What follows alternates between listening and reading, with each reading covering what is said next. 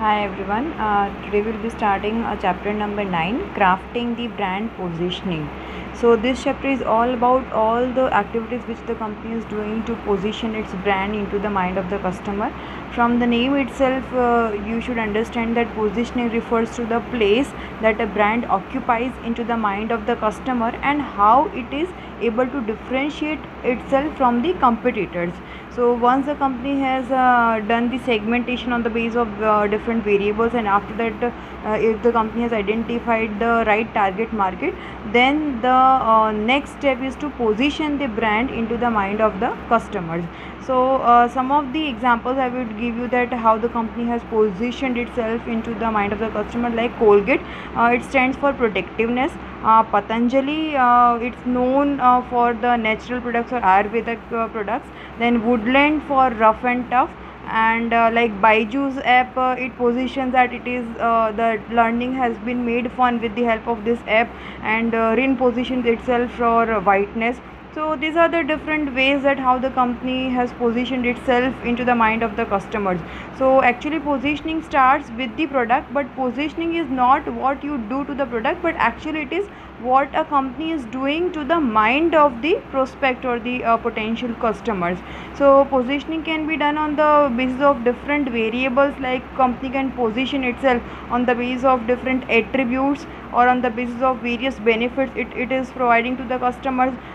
The company can position by comparing it with the competitors, or on the basis of the high tech image of the company. The company can position by taking into consideration that what category of users are using that particular brand, on the basis of country of origin or ingredients. So these are all the different bases of positioning. So this chapter will take you through that what are the different bases or different activities which the company is doing for developing and establishing brand positioning, and the second part would be dealing with the various differentiation strategies a company is adopting. So what is positioning? Positioning is the act of designing a company's offering and image to occupy a distinctive place in the minds of the target market. The main goal of positioning activity is to locate the brand in the mind of the consumer in order to maximize the potential benefit to the firm. So actually a company first discovers the different needs and groups into the marketplace, targets those it can satisfy in a superior way as compared to competitors, and then positions its offering so that the target market recognizes the company's various offerings and images. So the goal is to locate in a very superior way into the mind of the customer. Here I have taken few examples, like the first one here is Move. So Move has positioned itself as a backache specialist. Many times the company can also take the insights of the consumer for deciding that which kind of brand positioning it wants to communicate, or which it would be much more effective. So talking about Move, initially it was launched as an ointment for relieving joint pain that troubles old people. But after taking the insights or the reviews of the consumer, it identified that backache is also a significant problem which is faced by majority of the females, particularly housewives, and that is why it repositioned itself as a backache specialist, and which was quite successful. So the brand communicates the pain relieving properties of Move by highlighting the benefits of that particular brand. And today if you see that Move is one of the largest selling ointment, particularly for backache. And along with the this gel, even the spray is also available. Then we have Maggie, which is quite successful in positioning, and it says the positioning statement is 2 minutes for preparing Maggie. So it may not require actually 2 minutes, but still it is very successfully positioned into the mind of the consumer that 2 minutes means Maggie only. And Synthol for freshness. So these are some of the brands which have positioned into the mind of the customer in a very effective manner through different marketing strategies. Here we have some more examples of positioning strategy. If you see Walmart, Nirma and Big Bazaar, they have positioned themselves on the base of price. Walmart follows the strategy of EDLP, everyday low pricing. Similarly, Nirma has positioned itself that it is a detergent which is available at affordable rates, and same goes with Big Bazaar when it says in the tagline that सबसे सस्ता and सबसे अच्छा. Similarly, Cello ballpoint pens has positioned itself that it gives the best performance and it is meant for everybody, whether it is a school child or a college goer or a young professional. So a pen with the best performance or high performance meant for all. Cafe Coffee Day CCD has positioned itself on the base of price, wherein it says that the coffee is available at affordable rates as compared to barista and Starbucks, and BMW, wherein it has positioned itself as a luxury performance car, and the target segment is the customers from the upper class. So some of the products can position themselves on the basis of an affordable price or lower price, and some at premium rates. So these were some of the examples. Apart from that, Nike has positioned itself on the basis of performance and innovation. So here we have the concept of customer focused value proposition.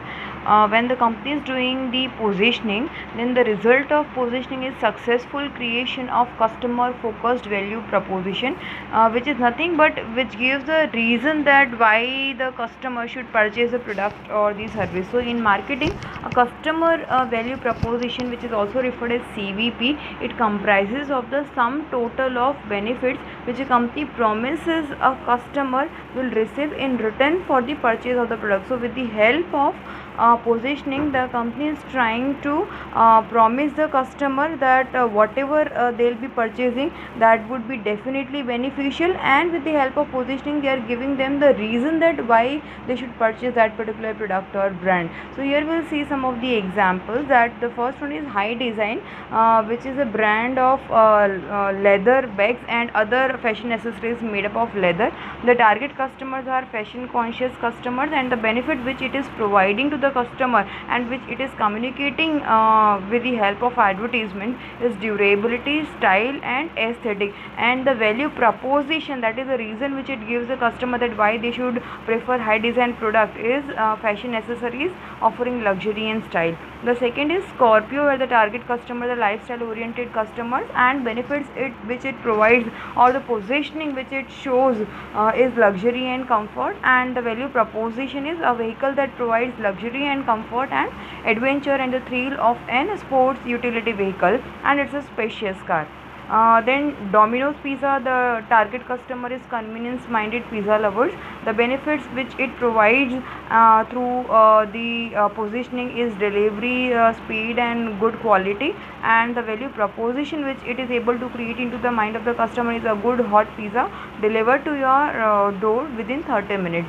So this was the example of customer focused value proposition which can be done with the help of positioning. The next is brand positioning steps. So whenever a company is doing positioning of a particular brand, the following steps must be taken into consideration. So the first one is determining a competitive frame of reference. So under that there are three subpoints. The first, identify category membership, or identify that who are the competitors within that particular product category in which the company is dealing. The second is identify the target market for the company's brand, and the third is analyzing the competitors by doing the SWOT analysis. That means identifying the strength, weakness, opportunity and threat. The second point of the steps of positioning is identify the optimal points of parity and points of difference, which is also referred as POP and POD. The third is creating brand mantra to summarize the positioning and the essence of brand. So these are the three steps which the company should carry in order to do the positioning, and one by one each of these steps we are going to study in the next slide in detail. So the first step of positioning requires determining a competitive frame of reference, which simply means doing the analysis of the competitors into the market. The competitive frame of reference defines which other brands a brand competes with.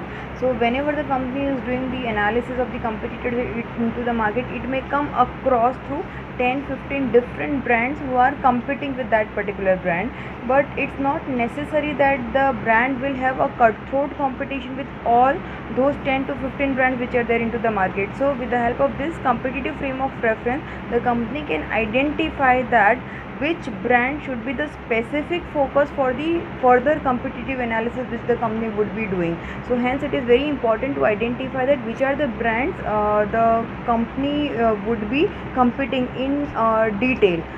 Then decisions about the competitive frame of reference are closely linked to the target market decision, because whosoever would be the target market for the competitor's brand, the same would be the target market for the company's brands also. And the next is identifying the competitors by determining the category membership. So here we have category membership. The main starting point in defining the competitive frame of reference for brand positioning is to determine the category membership of a particular firm. So category membership refers to the products or set of products with which a brand competes and which functions as close substitutes. So here the first step is to identify who are the main competitors of a particular company. Say for example, if I talk about HUL, then the main competitors would be P&G, ITC, Patanjali, Nestle, particularly for all the FMCG products. Not only this, but the company should also do the analysis according to product category. Company may have different set of competitors for different product categories. Say for instance, if I talk about Amul is into different product categories. So Amul, if I talk about the product category of biscuits, the set of competitors would be different. Amul for flavored milk product category, the competitors would be different. Amul for buttermilk product category, the competitors would be different, and same goes with Amul ice cream. For ice cream, they would be having different set of competitors. So this way, in category membership, the company needs to identify that who are the different brand competitors of a particular company across various categories if the company is dealing into multiple product categories. And not only this, but the company should also identify that who are the close substitutes, because substitutes are also one type of competitors only. Then there is an example given of PepsiCo, that PepsiCo knows Coca-Cola's Dasani brand is a major competitor for its Aquafina brand, particularly for this bottled water. And company can identify the close substitutes for one another. Here, particularly for PepsiCo, the substitute products can be the companies which are selling this packaged fruit juices. So this way the analysis should be done.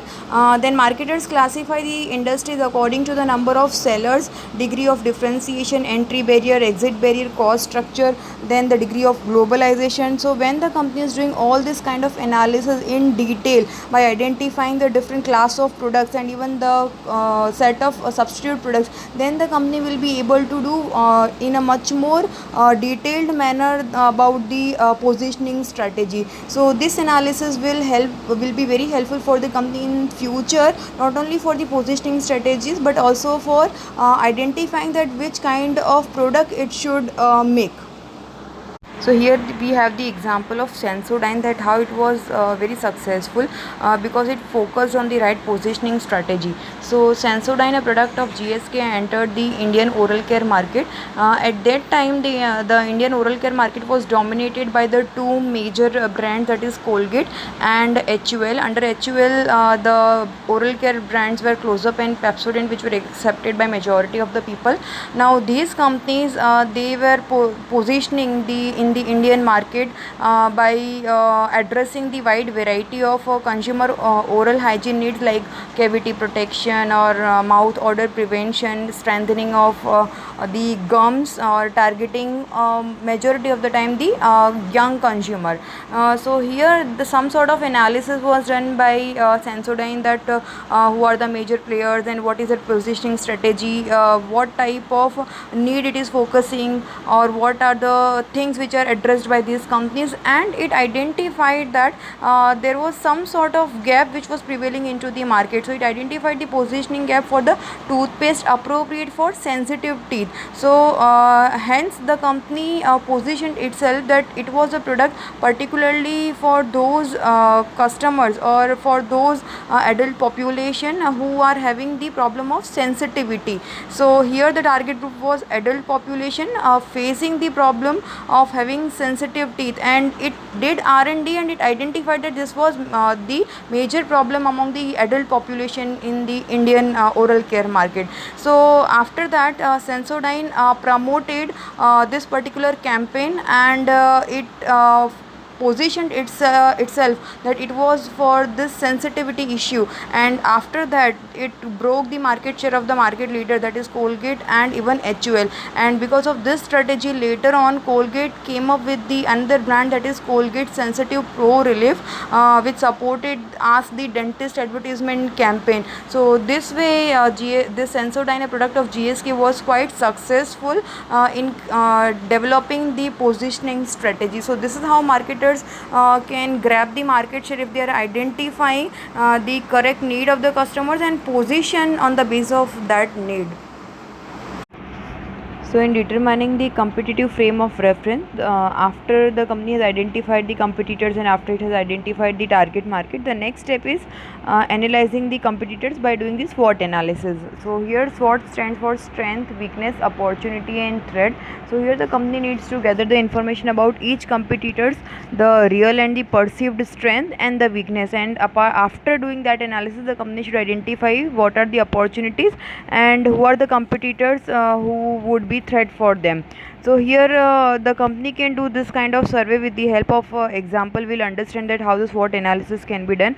So here the company has done the survey by asking the customers to rate the 3 competitors on the basis of 5 different attributes. So those 5 attributes are customer awareness, product quality, product availability, technical assistance and sales force. So the customers are supposed to rate the 3 competitors of a particular company on the basis of these 5 attributes on a scale of E stands for excellent, G is for good, F is for fair and P is for poor. So here you can see for competitor A, the customer has given excellent for customer awareness and product quality also excellent. So competitor A is excellent for in terms of awareness and product quality, but it is not performing well. That means it is performing poor in product availability and technical assistance and good in sales force. Talking about competitor B, it is almost good in customer awareness, product quality, technical assistance, and it is excellent in product availability and sales force. So there is no attribute where the customer feels that competitor B is giving a poor performance. Talking about competitor C, as far as customer awareness is concerned, the customers have rated F, that is fair, poor for product quality, good for product availability, and fair for both technical assistance and sales force. So this kind of analysis will help the company to understand that what is the strength of the company and what is the weakness and what strategies it should adopt to overcome the weakness of the competitor. So this result suggests is that if the company wants to do positioning, then the company could attack competitor A on the product availability and technical assistance. Because the product availability the performance is poor, and for technical assistance is also the performance is poor.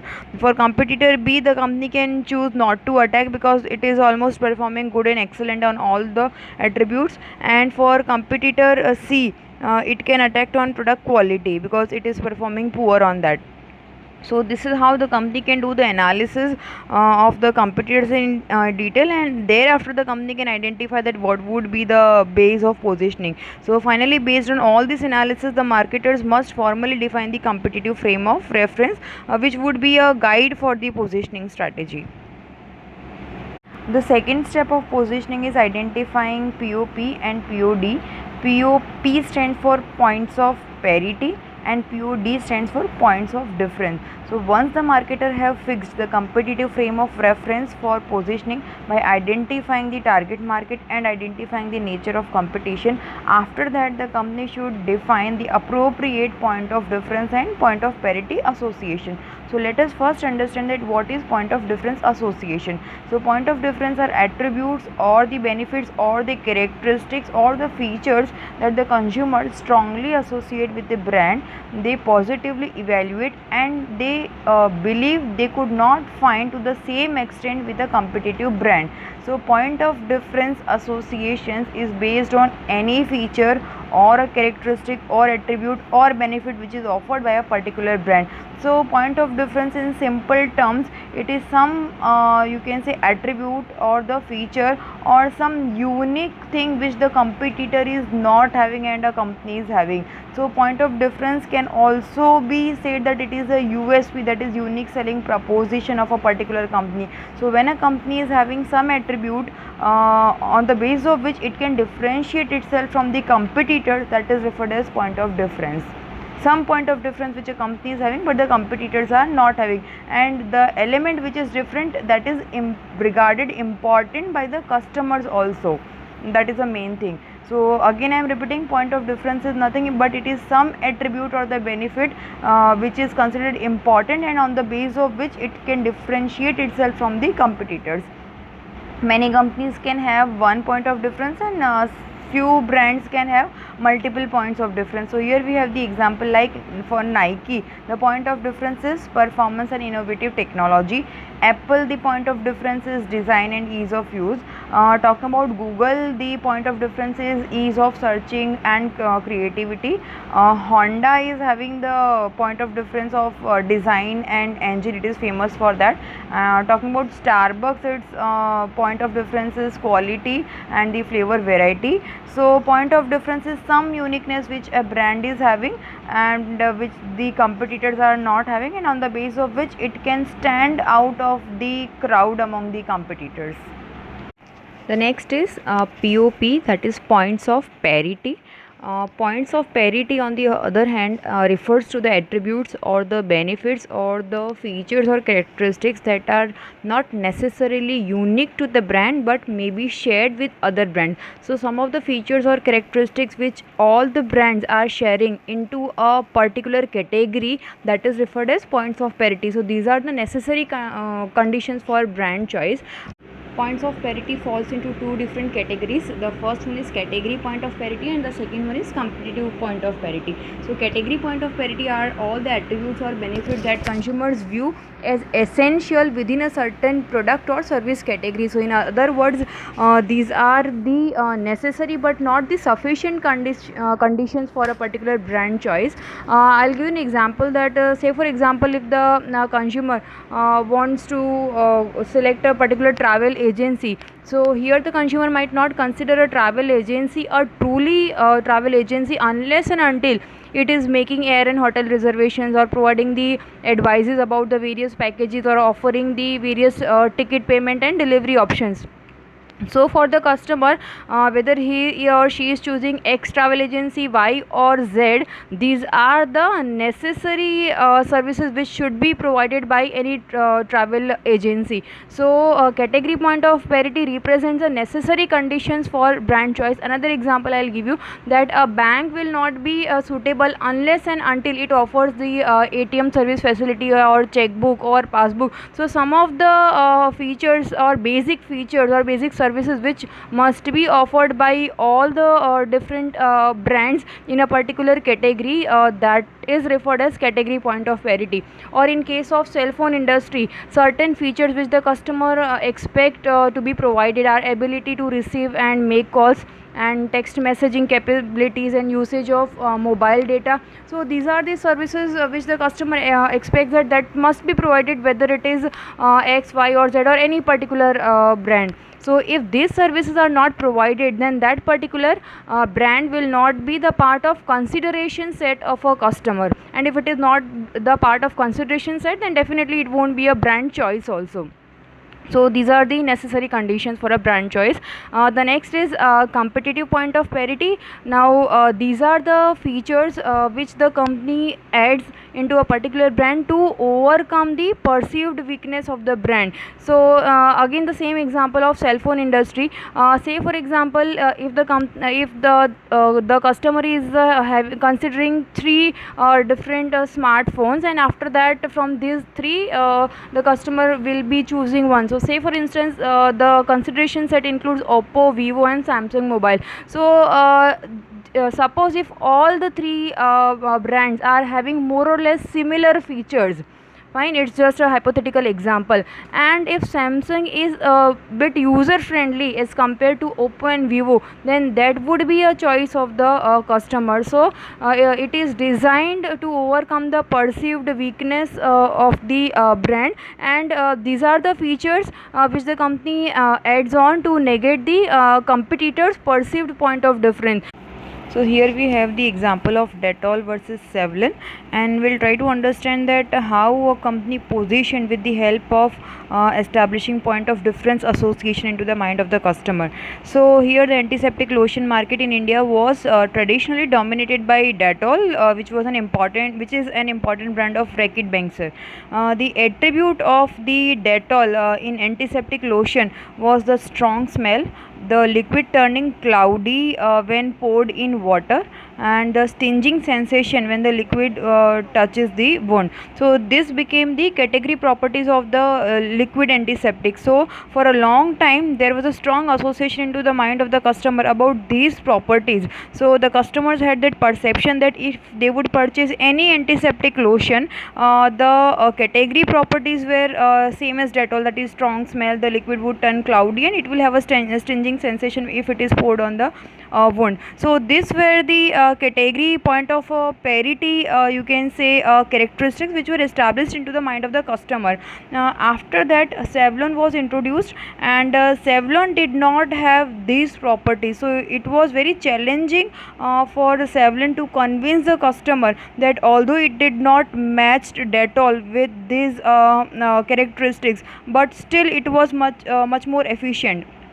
So talking about the properties of Savlon, it had a different smell, the liquid did not turn cloudy in water, and it did not give any sort of stinging sensation.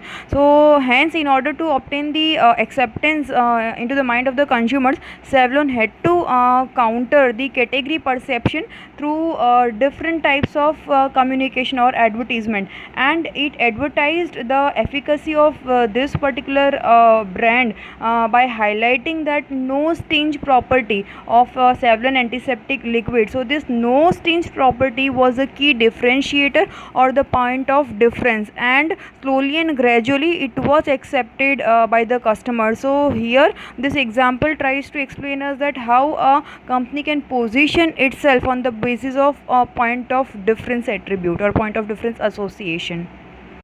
The three criteria that determine whether a brand association can truly function as a point of difference or not. The first is desirable to consumer, the second is deliverable by the company, and the third is differentiation. Talking about the first one, desirable to consumer, so here the company should take into consideration 2 points: relevance and the ability to believe into that particular brand. So consumers must see the brand association as personally relevant to them. Like say for example, if Airtel says that it is providing the fastest network and if that is a point of difference, then that fastest network should be relevant to the customers, that should be important for the customers. The second is, we are talking about the ability of the customers to believe that whether that particular brand will really provide that benefit whatever it is promising through the advertisement or campaign or not. So consumers must also be given a compelling reason to believe and some logic for why the brand can deliver the desired benefit. So here I will give you one example, that when Mountain Dew argues that it is more energizing than other soft drinks, so it is claiming this particular statement by saying that it is having a higher level of caffeine. The another example is of Head and Shoulders shampoo, which claims that it is having ZPTO chemical, which is an anti-dandruff fighting ingredient. So this way the customers can believe that whatever the promise is given by a particular brand, it will deliver that. The second is deliverable by the company. Here the company should focus on three things, that is feasibility, communicability and sustainability. So the company must have the internal resources and commitment to feasibly and profitably create and maintain the brand association in the minds of the customer. The company should have sufficient resources that whatever it has promised to the customer, they should able to create that, produce that and deliver to the customers. The product design and marketing offering must support the desired association, and whatever association the company is building by creating the offering or the product, that should be communicable with the help of advertisement and various other campaigns, and it should be sustainable into the market for a longer period of time. That means it should be very difficult for the competitors to attack that particular brand. It should be so very strong. The third is differentiating from the competitors. So finally the consumers must see the brand association as distinctive and superior to the relevant competitors. So here I have taken the example of Airtel, like how it is differentiating itself from the competitors by saying that it is having the fastest network, or Jio is differentiating itself by focusing on the superior clarity and having a better downloading speed.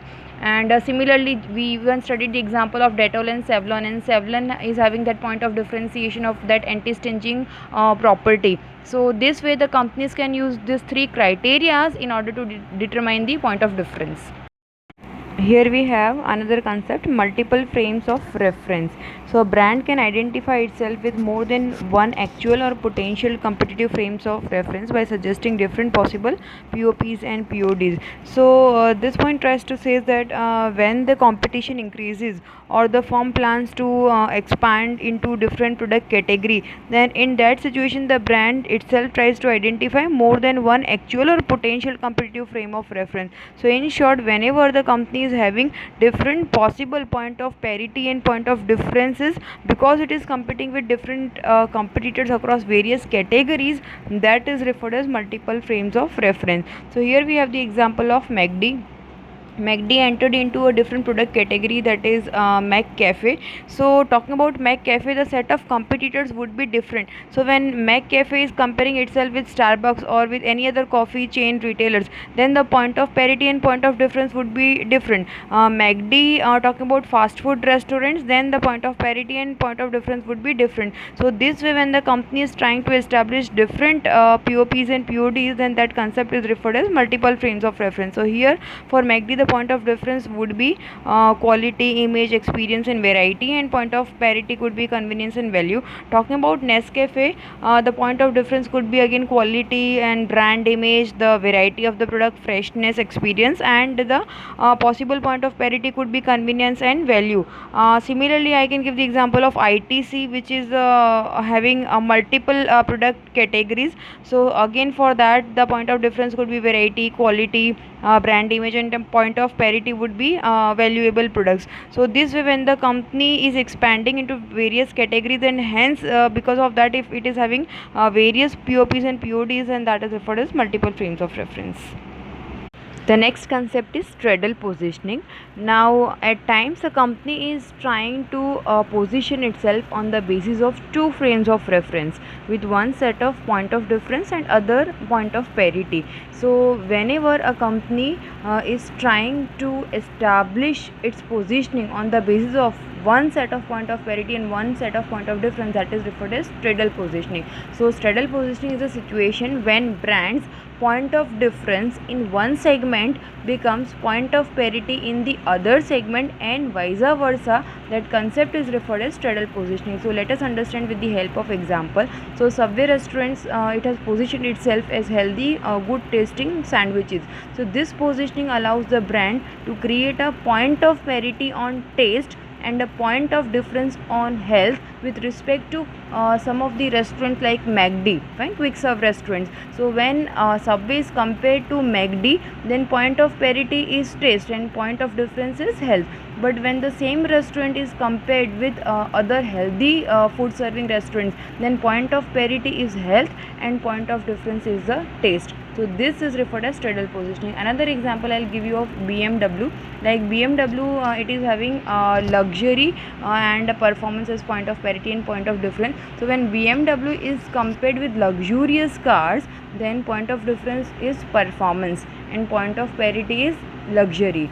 But when the same BMW car is compared with the performance giving cars, then point of parity is performance and point of difference is luxury. Fine.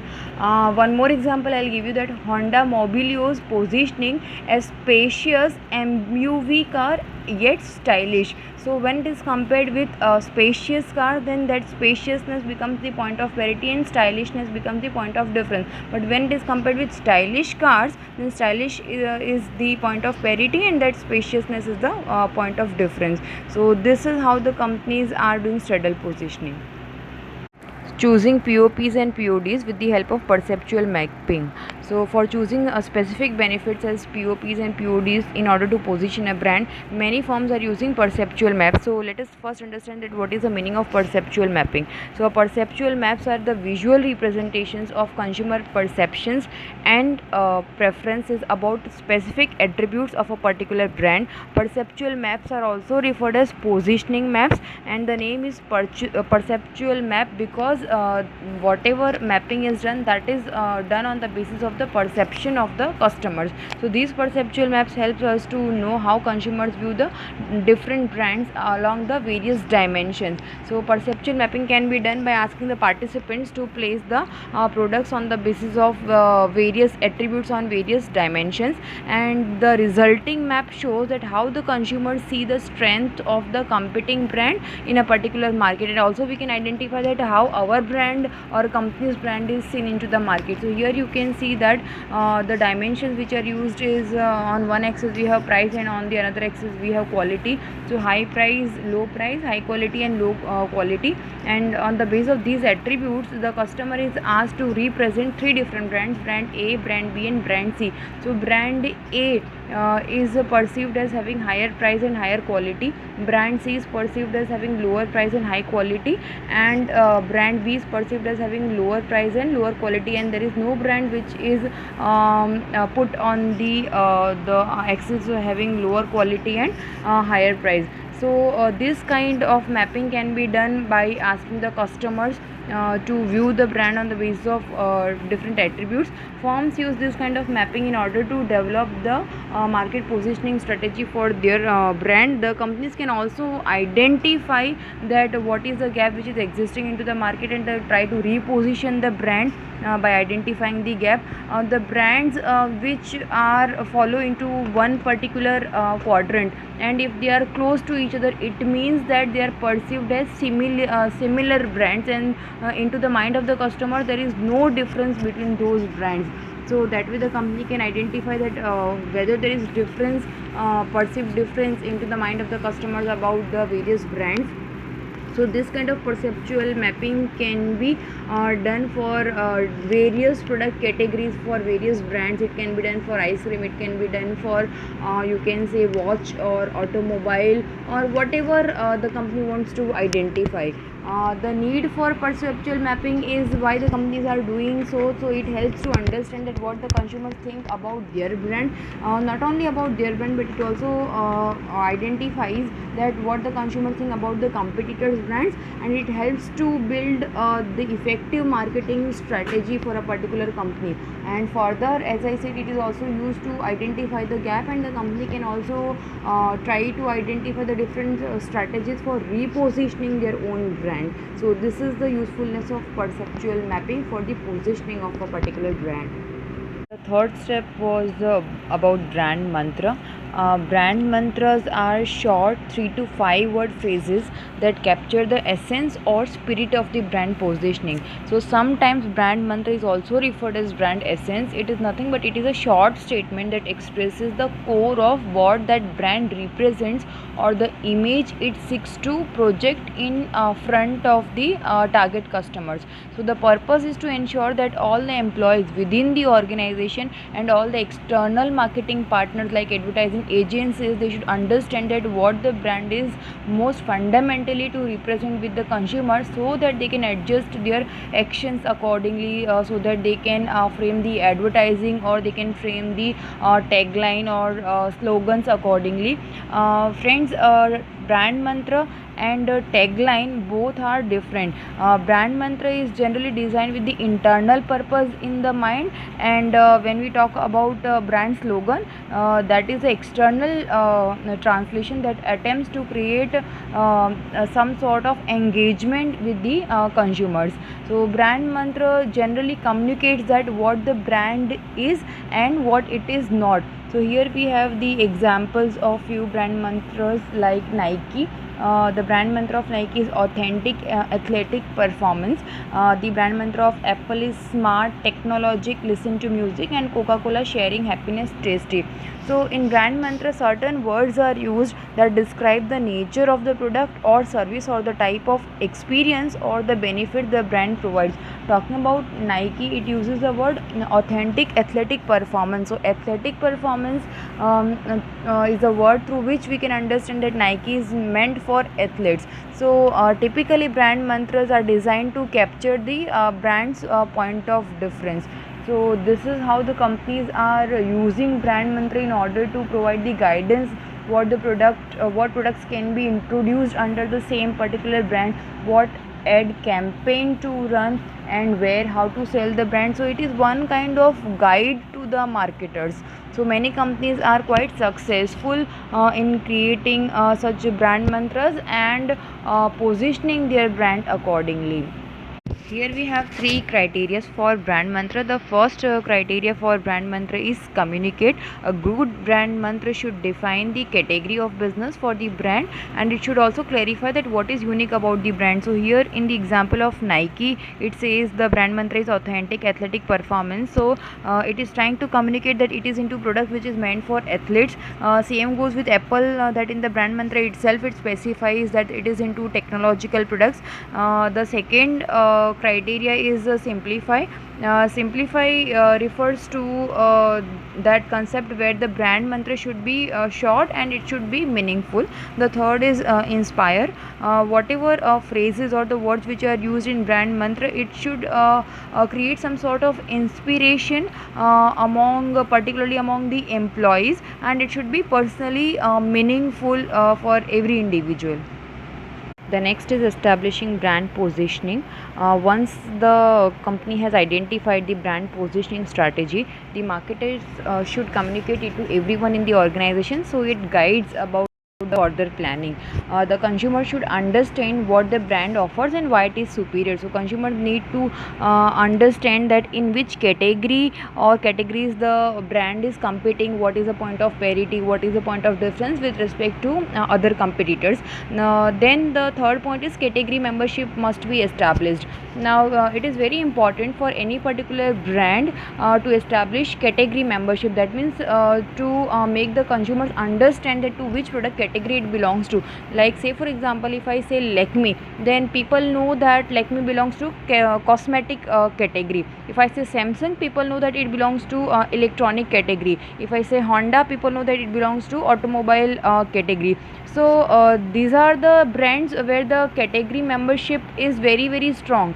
Fine. So in this kind of situation, even if the people are not informed about the category membership, that is okay. But situations where the company is launching a new brand into a different product category, then in this kind of situation the company should establish the category membership. Like if I talk about this Dettol a dishwashing liquid. So Dettol established this new brand into a different product category, that is into dishwashing liquid. So here they need to communicate to the customer that they have entered into a new product category. Similarly, Patanjali entered into apparel, so that way they need to communicate that they have entered into apparel category. Only then the customers will be they will be convinced. Category membership can be a special problem even for high technological products, and many times even if the customers are aware that about the category membership, but still they may not be convinced that whether the brand is a valid member of the category or not. Like suppose if HP is producing new digital cameras, So people are aware that there are cameras available of HP company, but they may not be convinced with the fact that whether HP cameras would give the same result as compared to Sony or Nikon or other you can say valuable brands. So this becomes a problem if the customers are not convinced. Then as I said, brands are sometimes affiliated with categories in which they do not hold membership. Like Patanjali, it is not holding the membership into apparel category, but still it is into that category, so it becomes very difficult for the customers to believe that particular brand into that category. Hence the customers must know the function of the brand, and the company should take lot of efforts to convince the customer that they are holding a membership into another product category also. Only then the customers would be preferring that brand. So here there are three main ways to convey a brand's category membership. The first one is announcing category benefits. To reassure the consumers that a brand will deliver on the fundamental reason for using a category, the marketers frequently use the benefits to announce the category membership. So here the company needs to focus on the benefits in the advertisement and explain that what are the different advantages the consumers will get once the customer will purchase that brand. So say for instance, if it is a food product, then the marketer may focus on the ingredient of what it is made up of, then on the taste part, and how it is focusing on the health of the customers. If it is an industrial product, then the company may focus on the durability of that particular product or brand. So this way the company needs to focus on the category benefits of the brand. The second is comparing to the exemplars. Now many times when the brand is totally new into the market, then the awareness is very less. So in this kind of situation, the company can use the celebrities for endorsement, and the celebrities who are used in endorsing that brand, they should be the recognized members of that category. And the company can use the Bollywood celebrities, and company can use even the politicians and other sports people also, depending on the relevance of the brand. So suppose if the company is launching some energy drink, then they may take some sports person for the endorsing that particular new brand. So that sports person would be the right person to endorse that energy drink. Fine. Relying on the product descriptor. Now product descriptor is nothing but it follows the brand name. Fine. So many times the company is using some sort of description which is followed by the brand name, and it is often concise meaning which conveys a category of the origin. Like say for example, Patanjali atta noodles. So Patanjali is the name of the brand and atta noodles is the product descriptor. So from Patanjali atta noodles, the customer can make out that it is into the product category of atta noodles. Fine. So this is the meaning of product descriptor. Similarly, Honda sports bike, this is another example of product descriptor. Or this Ford sports wagon. So these are the different examples of product descriptor. So this is used to convey the category into the mind of the customers. The next is communicating POPs and PODs. So many times earlier we have studied that the company may use multiple frames of reference or straddle positioning, where the company can use different POPs and PODs for positioning. But whenever the company is using different POPs and PODs, it should take into consideration that whatever point of parity and point of difference it is using, they should not negatively relate with each other. That means they should not be contradictory with each other. Like the company should not use the association of low price versus high quality, or taste versus low calorie, or nutritious versus good tasting, because if it is contradictory to each other, then probably it will be very difficult for the customers to believe in that brand. So that care should be taken. The next topic of the chapter is differentiation strategy. So here we will be understanding that what are the different ways that how the company can differentiate itself from the competitors. So let us first understand the meaning of competitive advantage. So competitive advantage is the company's ability to perform in one or more ways that a competitors cannot or will not match. So it is one type of way of differentiating itself from the competitors. And Michael Porter has suggested that whatever is the competitive advantage of a company, that should be sustainable for a long longer period of time. Sustainable, that means the company should able to differentiate on that basis, and it should be able to survive for a longer period of time into the market, and it should be very difficult for the competitors to imitate that competitive advantage. Furthermore, the consumers must see any competitive advantage as a customer advantage, because whatever is a competitive advantage of the company, and if the customer does not see that as a customer advantage, then the customer will not prefer that brand. Fine. So say for example, if a company claims its product works faster than its competitor, and it won't be a customer advantage if the customers don't value speed. Fine. So that speed should be important for the customers. Only then and then the customer will purchase that brand, and if the customer is satisfied, then the customer may go for repeat purchase, and which would lead to high profitability and high revenue for the company. So that point should be remembered by the company. Then we have this differentiation strategies or means of differentiation. So these are the different ways that how the company can differentiate itself from the competitors. So here we will discuss 4 different ways or means of differentiation. So the first base of differentiation is employee differentiation. So particularly in service sector, the companies can have a better trained employees who provide a superior customer service. So company can first hire the right kind of people, and after hiring them provide them proper training and developmental activities.